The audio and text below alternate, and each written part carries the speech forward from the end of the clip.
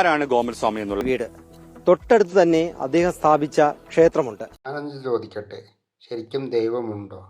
ഇനി ഉണ്ടെങ്കിൽ തന്നെ ദൈവമാണോ മനുഷ്യനെ സൃഷ്ടിച്ചത്, മനുഷ്യനാണോ ദൈവത്തെ സൃഷ്ടിച്ചത്? ഒരു മനുഷ്യന് ദൈവചൈതന്യത്തെ ആവാഹിച്ച് ഒരു കല്ലിൽ കൊണ്ടുവന്നിരുത്താൻ സാധിക്കുമോ? അങ്ങനെയെങ്കിൽ ദൈവമാണോ നമ്മളെ കൺട്രോൾ ചെയ്യുന്നത്, നമ്മളാണോ ദൈവത്തെ കൺട്രോൾ ചെയ്യുന്നത്? അത് 2016 അദ്ദേഹം ഈ ക്ഷേത്രം സ്ഥാപിക്കുന്നത് ഉണ്ടായിരുന്നു. ഈ ക്ഷേത്രത്തിന്റെ മുഖ്യ ആചാര്യൻ എന്നൊക്കെ അറിയപ്പെടുന്ന അദ്ദേഹമാണ്. അതിനുശേഷം അദ്ദേഹം ഒരു ട്രസ്റ്റ് രൂപീകരിച്ചു. 2 വർഷം ഈ ട്രസ്റ്റിന്റെ ആഭിമുഖ്യത്തിൽ ഈ ക്ഷേത്ര ഉത്സവവും ഒക്കെ നടന്നു. ആരെങ്കിലും ഒരു കല്ലോ രൂപമോ കൊണ്ടുവന്ന് അമ്പലമാണെന്ന് പറഞ്ഞ് കെട്ടിയാൽ ആ കല്ല് പിന്നെ പ്രതിഷ്ഠയായി, ദൈവമായി, പുണ്യസ്ഥലമായി. അത് വിശ്വസിക്കാൻ കുറേയേറെ പൊട്ടന്മാരും. പിന്നീടാണ് നാട്ടുകാരുമായി തെറ്റിപ്പിരിക്കുന്നത്. നാട്ടുകാർ പറയുന്നത് ഇതിന്റെ കണക്കും മറ്റു കാര്യങ്ങളും ചോദിച്ചപ്പോൾ മകൻ രാജസേനുമായി തെറ്റിപ്പിരിക്കാനുണ്ടായി. അപ്പോൾ അവിടെ പണത്തിനാണ് പ്രാധാന്യം, ദൈവത്തിനല്ല.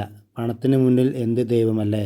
മാത്രമല്ല, ഈ വസ്ത്രധാരണം സംബന്ധിച്ച് ചുരിദാർ ഇട്ട് വന്നാൽ പോലും സ്ത്രീകൾക്ക് ഈ ക്ഷേത്രത്തിനുള്ളിൽ പ്രവേശനം ഉണ്ടായിരുന്നില്ല.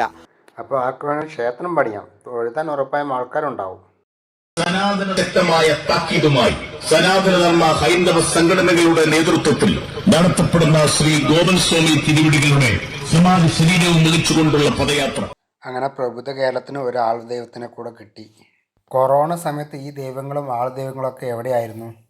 പൊതുസമൂഹം ഈ ഒരു യാഥാർത്ഥ്യം തിരിച്ചറിയുന്നുണ്ട്. കാരണം പ്രത്യേകിച്ച് ഹൈന്ദവ സമൂഹം, അവിടെ ജാതി ഭേദമില്ലാതെ എല്ലാവരും ഒരുമിക്കുന്നത് ഒരു വലിയ പ്രതീക്ഷ തന്നെയാണല്ലേ? ഉണ്ടയാണ് ഉണ്ട, ഞാനും ഒരു ഹിന്ദുവാണ്. ഇതൊക്കെ കാണുമ്പോൾ ലജ്ജ തോന്നുന്നു. ഈ നൂറ്റാണ്ടിലും ഇതിലെയൊക്കെ താങ്ങിപ്പിടിച്ച് നടക്കാൻ ഓരോ ഹിന്ദു സംഘടനകളും. ഇതൊക്കെ അന്ധവിശ്വാസമാണ്. ഇങ്ങനെയൊക്കെ ചെയ്താൽ ഉള്ള കുറച്ച് വിശ്വാസം കൂടി ഇല്ലാതാകും. കാലത്തിനനുസരിച്ച് എല്ലാ വിശ്വാസങ്ങൾക്കും മാറ്റം വരണം. അല്ലാതെ 1000 വർഷങ്ങൾക്ക് മുമ്പ് എഴുതിയ ബുക്കിലെയും പുരാണങ്ങളിലെയും മണ്ടത്തരങ്ങളെ പേരി നാടിനെ പിന്നോട്ട് കൊണ്ടുപോകുകയല്ല വേണ്ടത്.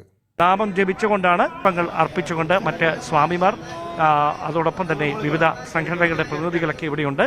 ഇന്നലെ വരെ ഡെഡ് ബോഡി, ഇന്നു മുതൽ ദൈവം. ഇനി അമ്പലം പണിയും, കാണാൻ ഭക്തർ വരും. കാലം എത്ര പുരോഗമിച്ചാലും പ്രബുദ്ധർ മാത്രം പുരോഗമിക്കൂല. കൊണ്ടുവരാനുള്ള ഉദ്ദേശമാണ്. അതിന് സമാനമായിട്ട് അവരുടെ കുടുംബത്തിന്റെ ഒരു ആഗ്രഹമാണ് ഭാവിയിൽ ഇതൊരു തീർത്ഥാടന കേന്ദ്രമായിട്ട് മാറും. വരും ദിവസങ്ങളിൽ ഗോപൻ സ്വാമിയെ തേടി ഭക്തർ എത്തിയെന്ന് വരാം.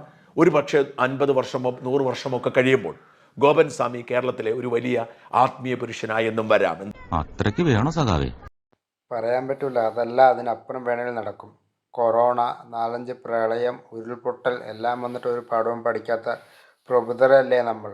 ഇതെല്ലാം ഇതിനപ്പുറം നടന്നാൽ അത്ഭുതപ്പെടാനില്ല.